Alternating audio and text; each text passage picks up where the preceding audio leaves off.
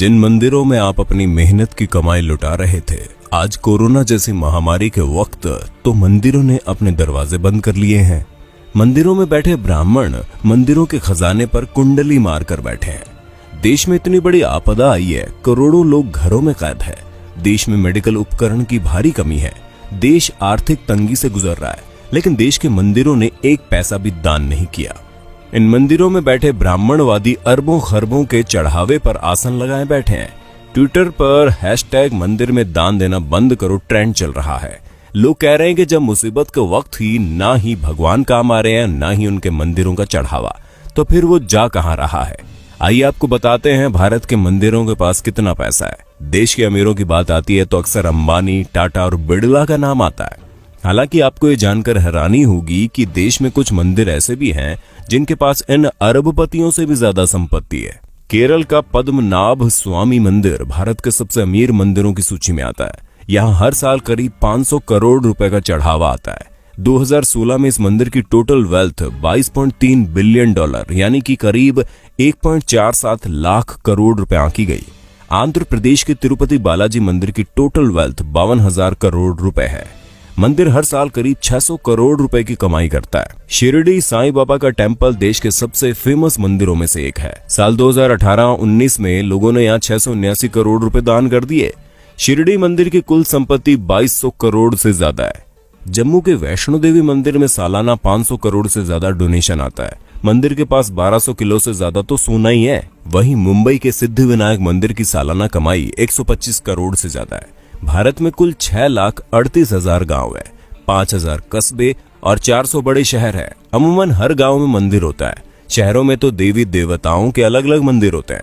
इस हिसाब से भारत में 6 लाख से ज्यादा मंदिर है।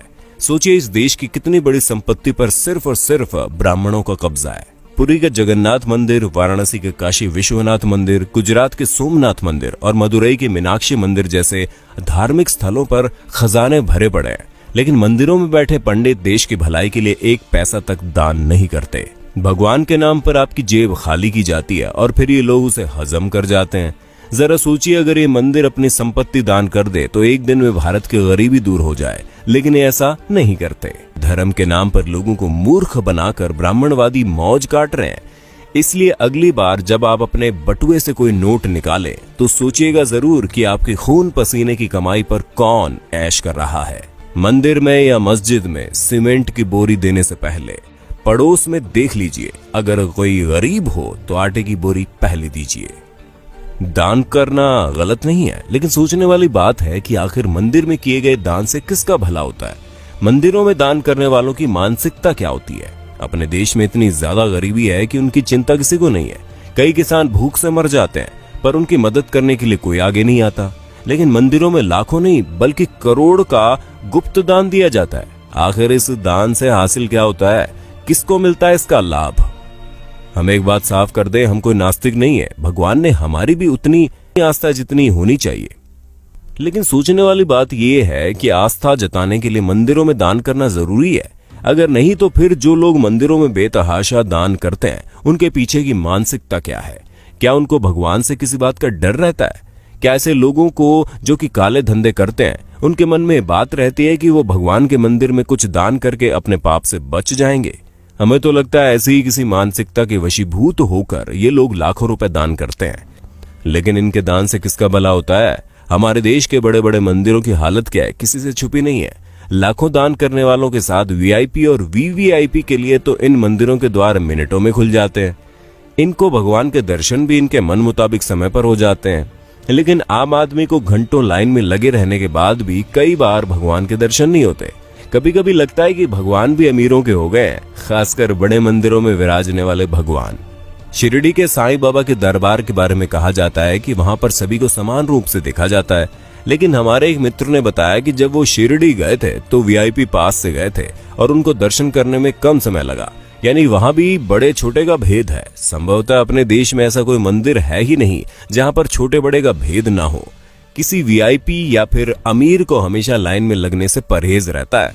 वे भला किसी गरीब के साथ लाइन में खड़े कैसे हो सकते हैं? लाखों का दान करने वालों को क्या अपने देश की गरीबी नजर नहीं आती?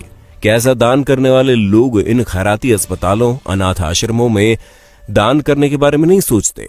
जिन आश्रमों में ऐसे बच्चों को रखा जाता है, जिन बच्चों में संभवतः ऐसे बच्चे भी शामिल हैं जो किसी अमीर की अय्याशी की निशानी के तौर पर किसी बिन ब्याही माँ की कोख से पैदा होते हैं, क्या लाखों दान करने वालों को अपने देश के किसानों की भूख से वो मौतें नजर नहीं आती? हम तो इतना जानते हैं कि किसी भूखे को खाना खिलाने से लाखों रुपए के दान से ज्यादा का पुण्य मिलता है। किसी असहाय और गरीब की मदद करने से उनके दिल से जो दुआ निकलती है वो दुआ बहुत काम की होती है। हम मंदिरों में दान करने के खिलाफ कतई नहीं है, लेकिन किसी भी मंदिर में दान उतना ही करना चाहिए जितने से उस मंदिर में होने वाले किसी काम की मदद हो जाए। जो मंदिर पहले से ही पूरी तरह से साधन संपन्न हैं, उन मंदिरों में दान देने का क्या फायदा। दोस्तों, अगर आपको ये वीडियो अच्छी लगी तो हमारे चैनल को सब्सक्राइब करना ना भूलें, अपने दोस्तों के साथ वीडियो को शेयर कर दें। धन्यवाद।